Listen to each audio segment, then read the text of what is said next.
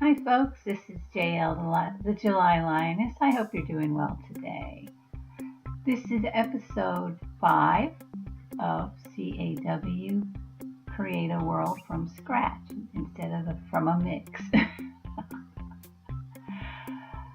So let's see, what did I create? What did I create this time around?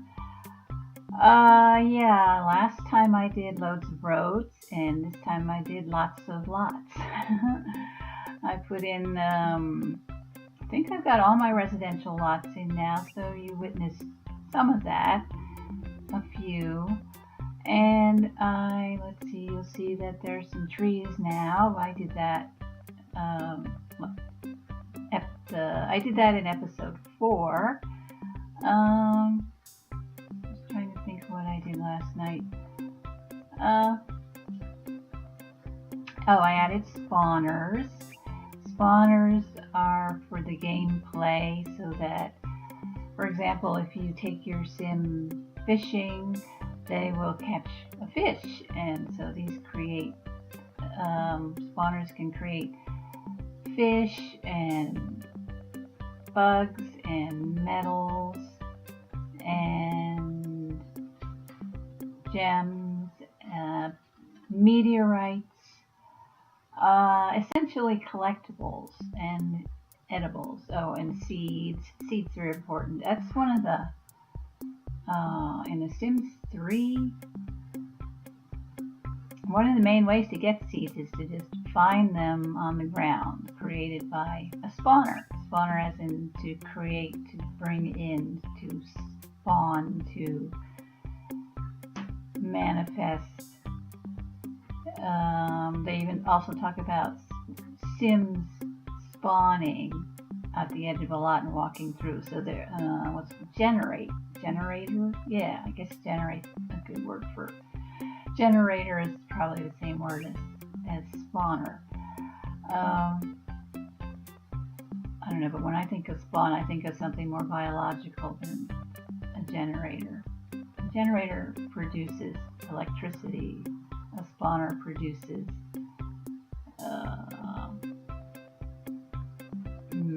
material matter, I guess. Oh well, splitting hairs much? So yeah, let's say spawners for meteorites and all that. And what else did I do?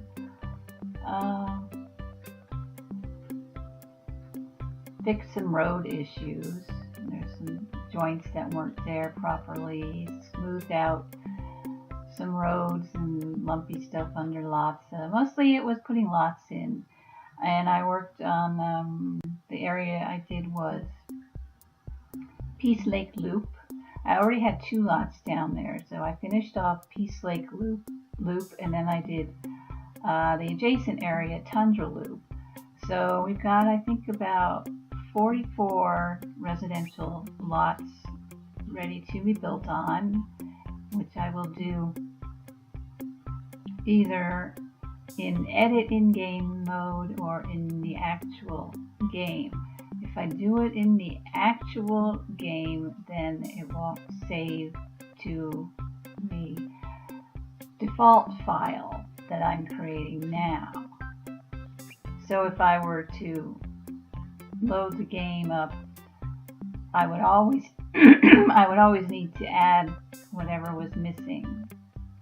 So if I were missing all the houses, if all the residential lots were empty in the version I create in Create a World, that's the default game. So I would always have to add houses. So it'd be like Newcrest. Yeah, it would be like Newcrest with no houses. And just an empty terraformed world ready to go except for the houses. Newcrest. So there are different ways to approach that. If you want to have a new crest, or if you want to have a ready-made world with just a few empty lots. What you can do is create a bunch of houses save them to the library, and then bulldoze them from the game if you want to have a new crest. And then you can just pop down your houses and also game houses just from your library files. Or you can have houses permanently in there, which you would have to build in, edit in game, and that would save into the default game file. Yeah, trying to find the best way to phrase this so that it's clear. Yeah, so I'm just processing right now myself. So anyway, enough of my yakking, as they say in Spinal Tap. Let's get rockin'. Okay, so here we are in Create a World, and we're at the Lakeside Lots, Peacemaker Loop, and you will be meeting, of course, the founder of the town and his wife, Isaac Peace Draza, and his wife, Cass Draza. And you'll be meeting the new bold ladies from Surreal Estates are going to be moving here to continue their land development company. And so you'll be hearing from Nana Mellon and Rennie Mae Humbucker and Rainey Bowie, Fox Newbold, and Daphne Bowie. They will all be in the game as Sims and narrating episodes, just like in the first season of Surreal Estates. And if you haven't seen that, please check it out on this channel. It's called Surreal Estates, and that was recorded in The Sims 4. So now we have somehow miraculously moved the new bold ladies into Sims 3 universe because we can.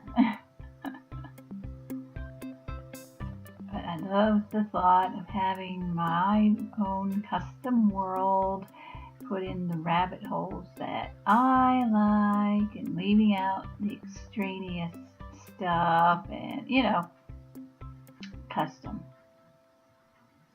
Aligning my grid. Going to put in, let me see, 1, 2, 3, 4. I believe that's number 4, Peacemaker Loop going in.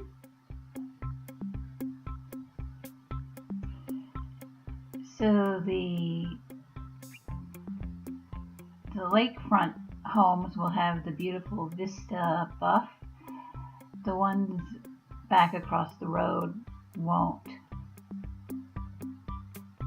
So I just tried to vary the size of the lots, thinking of people, the moneyed people, and then the not so moneyed people, what people will afford. So there are going to be some, the smaller, cheaper lots that might not have a view, as opposed to the money lots. But maybe people with money want to live on the lake in a smaller house, but they're happy to pay for the view.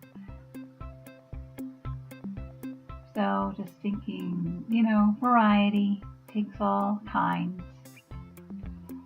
So if you look closely on the left-hand side, next time you'll see me typing the address into each one. Oh, okay, so these, that was a different one then. Right, so that's like around 12 or 13. Yeah, okay, I think that says 12 Peacemaker Loop. Okay. Yeah, the very small ones were the first ones I put in a couple of episodes ago. I don't think I filmed that. Maybe I did film that. Can't remember. Okay, so we just did 12 Peacemaker Loop. Okay, so I'm going to adjust this. So the odd numbered lots are side and the evens are on the other side, landlocked. And I did get a little fouled up in one spot with the house numbers, but shh, don't tell anybody. I tried to fix it, and it would have meant would have to edit the addresses on like multiple lots, and it just wasn't worth it. So I think I had an odd number where an even number should have been, or something like that. But there weren't any duplicate house numbers, so that's the main thing. We could say that maybe one was added later, or you've got people who buy a house and then they decide they want to add like a mother-in-law suite or something that's got its own address, so that's where you see like 1719 and 1719 and a half, or 1719A. So, it gets weird, but that's life. So this is, what's my number here? Missed it. That's going to be an odd, okay, 13 Peacemaker Loop, yeah. Okay, so this would be, I think, 14 going in. And I was just trying to make sure, if you got a corner like this, the house number is determined by where the front of the door is. So that actually, that straight road that intersects Peacemaker Loop is Tundra Loop. So if the door is facing Tundra Loop, then that's its address, whatever, like Tundra Loop or one Tundra Loop. But if it's the front door is facing the lake, then it's going to have, 14, I believe, was Peacemaker Loop. So it depends on where you put your doors. The Sims will, you can use a cheat to alter where the Sims spawn. What the game determines to be the front of the house will be where it spawns the Sims. But there is a cheat to change that. I think I came across it accidentally. I think it's something to do with, oh dear, you go into Control-Shift-C to get your console up, and to get the cheat box to come up, Control-Shift-C, and then you would type in testing cheats enabled space true, and that brings up the cheat. Then you would type in whatever your cheat is, whatever it is you're trying to do. I think I stumbled across it when I was trying to do by debug or something. So I think, it would be in build mode. It's a build mode cheat. I'm not as familiar with those. I know the money cheats, boy. I tell you, I know all the money cheats. Give me motherload. I wish I could motherload the real life. Family funds doesn't always work. Sims 4 is much better. I think for Sims 4, the cheat is just money with the figure. Something, I think, yeah. Anyway, so now we are doing, we're still on Peacemaker Loop. What number are we at? 20 something. Like I said last time, I'm looking at this in Movie Maker and the screen is small. So I have what you guys see on the right, and then I see my clips on the left. And I could enlarge it, I guess, but I don't want to mess with it now. I don't want to risk messing up my narration. I can see well enough. I'm squinting a little, but we're fine. Okay, so now we are at, is this Tundra or still Peacemaker Loop? Okay, that's yeah, we're about to go to Tundra, I think. I want to put 22. 22 is a good number. Multiples of 11. I like multiples of 11. It's a spiritual thing.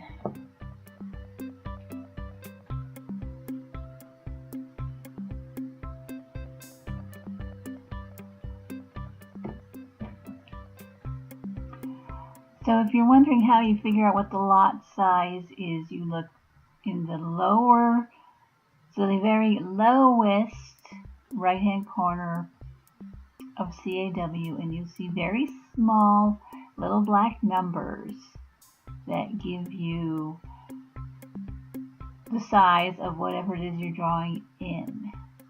So it's not moving right now because I already did it, but when you save the lot, it clicks into the little information panel, the one where I'm about to type in the street address. You scroll, look down, and you will see size, I think that says size X 64 and size was Z 64, so that's a 64 by 64 lot.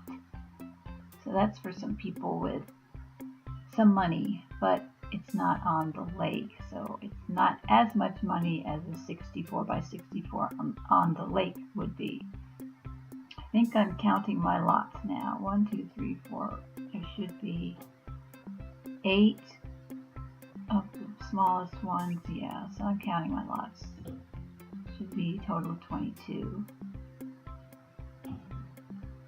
Odd numbers, lakeside, even numbers behind. So I'm trying to figure, at one point I wasn't sure what the street address of a particular lot would be because I was kind of at an intersection. But it's arbitrary, really. I mean, you could say that road was added later, or I don't know. It's The Sims. Oh, that's right. I was counting how many lots I was going to add because I was debating whether to add some in here or if I wanted to keep it. I believe I was at 21 or 22, and I didn't know if I was going to put in 2 smaller lots here or 1 big lot or nothing. Because really I should add a beach, which would make it a community lot, you know, a beach that will go into the water so they can fish. So I'm not sure if they can fish right now. I don't know if it's too deep for them to go into the water to fish or to stand on the shore to fish. So that might be perfectly fine. But did I delete this one? Okay, let's see. I might make it a very large community lot that goes into the water's edge. I'm just starting the community lots at this. So at video 6, I'll have video lots. Video, audio, rented tongue. Okay, I deleted it.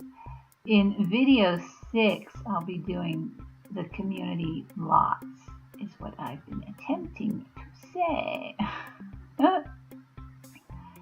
Yikes.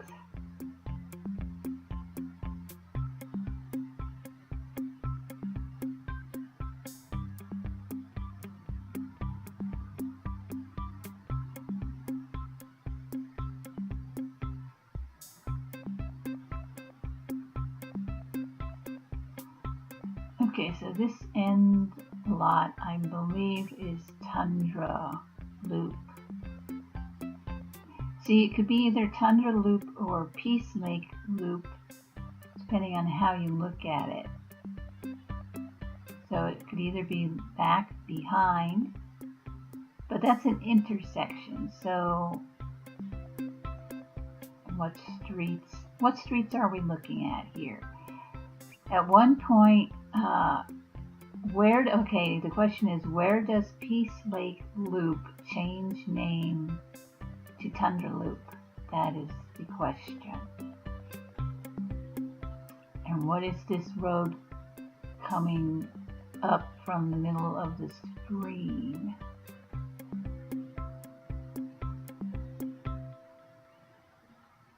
Let's see. I think I made that Tundra Loop. The big lot on the right, I believe I put it on Tundra Loop, which would mean it goes alongside. It does not go alongside Peacemaker Loop. It goes alongside that road that's perpendicular to it. So I'm pretty sure I put that as Tundra Loop. Let's find out. Or not. What am I doing? Oh, actually, I think I was sitting there trying to figure out what I'm going to name that street. So that's why there's a bit of a pause. Let's see. So I placed it, and I don't think I named it yet. I think I decided to wait to name it, and I think I did go back later and name it Tundra Loop. So I had to figure out how Tundra Loop runs, because there are a lot of little roads. There are a lot of little connector streets inside of it. So do I want to have the whole area Tundra Loop and the road be Tundra Loop? So like the district name would be like Tundra, and then the road would be Tundra Loop. So I think I just decided, basically, this is city skylines coming in here. If there were to be a way to name districts, this district would be called Tundra, and the road would be Tundra Loop. Similarly, we have Peace Lake, and the road going around it is Peacemaker Loop. So we have the Peace Lake district and the Tundra district, and then there would be the other ones, Scoliosis Ridge district and Draza River district. And what did I name the business section? I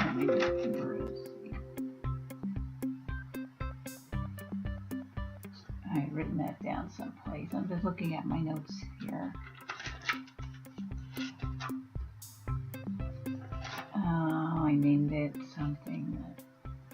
Business Hub Boulevard.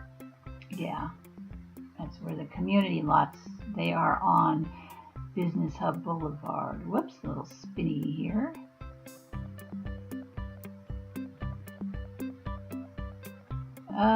Which is where I may have skipped over to Business Hub. So the business district would be called Business Hub. And this is, okay, we're in Tundra now. Yeah, we're in Tundra. First couple lots in Tundra. Okay.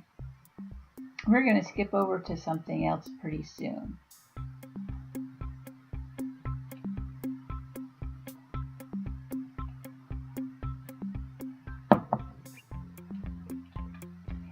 So my shooting is not straight through filming. It's,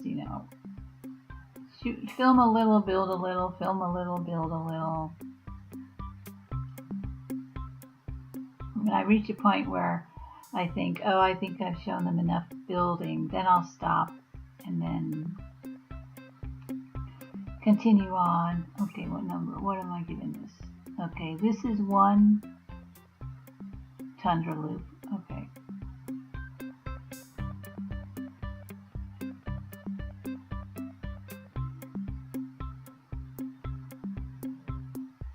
Which would make the one across the road from it 2 Tundra Loop because it's an even number. Odds and evens, at least, they're on different sides of the street.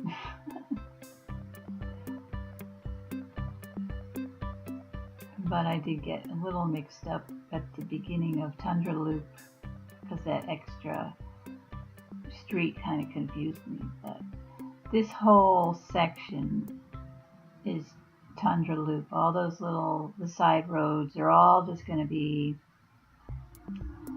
Tundra Loop, like Tundra Loop Estates or something, whatever. And I'm the only one who needs to know the street addresses anyway. I mean, you don't even really need to have street addresses, but I just like that. So I just like to have things named after something or someone that's important to me. Or something that relates to the gameplay, like the Draza family with roads and stuff named after them because they're the founding family. So this lot got very messed up. That is number 1 Draza River Drive. And I might have the Drazas live there. But that lot got messed up. So I decided I wouldn't film fixing it. I wasn't sure exactly how involved fixing it would be. So this is Business Hub, the Business Hub District, I guess, across the river as well. And I'm thinking I might just put in as many big community lots as I can because I'll be putting rabbit holes on them, which means you can put multiple rabbit hole buildings on one lot. So I'm not sure how much room I'm going to have for the rabbit holes.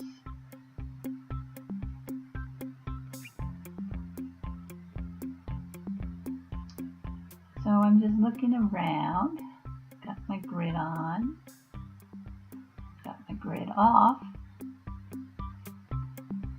Still thinking of putting an island in the middle there. We'll see. Oh, okay, I'm doing spawners now.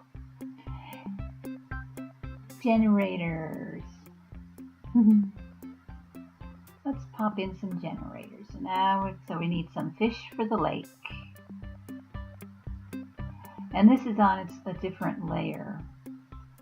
This is on a layer called spawners. And the trees are on their own tree layer and the lots are on their own lots layer. And I'll still need to do effects.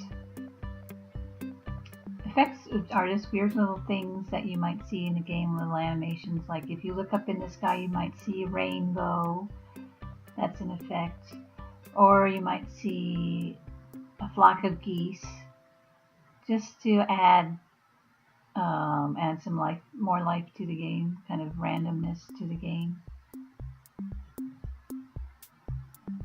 Oh, and another layer is lights, meaning street lights. And then there's a deco would be, that's another layer, just any kind of a decoration like, a rusted out car or what else? Signs. Well, traffic lights are lights, so that's the lights layer. But if you wanted to add street signs like, speed limit or an intersection or something, that would go on the deco layer. And if you want to call it something else, you can, like road signs. You could have a road signs layer or whatever you want to do. The layers are handy because say you want to redo all the lights in the world, then instead of having to go through and delete all of your lights, you just delete that whole layer and then create a new lights layer and redo your lights that way. So it saves you going through and picking out all these little things to delete individually, because like I said in last episode, you place everything individually. You can't mass place. I think you can group the trees, but other than that, you put things in one by one. So what am I looking at? I'm doing bugs. Okay. I'm not going to do a whole lot of bugs because this is mostly going to be a winter world. I've been thinking I might have 4 seasons, but have like a very short spring and a very short summer, and then long fall and long winter. Because if you have short spring and short summer, then you can bring out butterflies and flowers and things like that. But in northern climate, you would have maybe a brief summer. Like in New England, we had a brief summer. It was pretty much just July and August and half of September. That was summer in New England. June was pretty cold. I mean, June didn't usually crack 60 temperature-wise. July would get to maybe 80, 85, maybe 90. That was considered pretty hot. In August, I guess would cool off. Everything would start cooling off by maybe middle of August, but not by much. Really, the best time of year in New England, I would say mid-September, because then you get into the end of September and the leaves start to change. So fall comes pretty fast, and then October is just pretty cold. November is dreary. Ugh, I hate November. But I would say September and October are pretty good months in New England, depending on if you like beach or foliage. Okay, what are we putting in now? Some gems. Oh, some butterflies. Okay. Yeah, I don't think the butterflies would spawn in winter, so that's why I wanted to add them, because I love butterflies. That's why I decided to adjust my seasons. It's so nice to be able to adjust the seasons. And they can do a little more gardening if they've got a little bit of spring. If they have a brief spring, a brief summer, and then a fairly long fall, then they can do a bit of gardening before the onset of winter. But then, of course, they can grow stuff in pots in the winter. I had a guy who was growing stuff in his basement in the winter, herbs and stuff. I mean, the game doesn't know. It'll sprout. The plants aren't really light sensitive. They're more season sensitive, I guess. Except they didn't die in the winter. The indoor plants did not die in the winter. So it sort of knows. Now I'm thinking with all these spawners in the middle of these lots, I'm probably going to have to move them when it comes time to put down the community lots. So I will probably, because I think they would get buried. Well, they're going to get buried by the building anyway.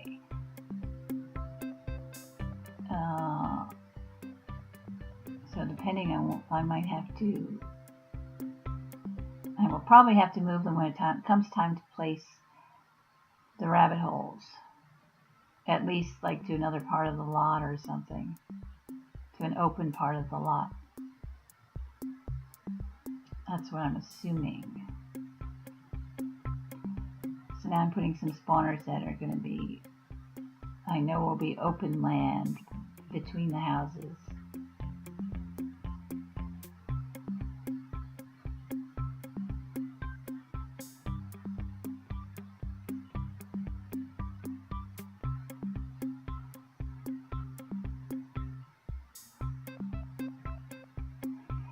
I hope you like the music. I have fun changing up the music. This is a pretty cute song. It's called Goat from YouTube Audio Library by, well, the credits. Just read my credits. I always like to give proper credit. If I can, then I will. I had to actually look up this person's name. It was not included. Glad I found it.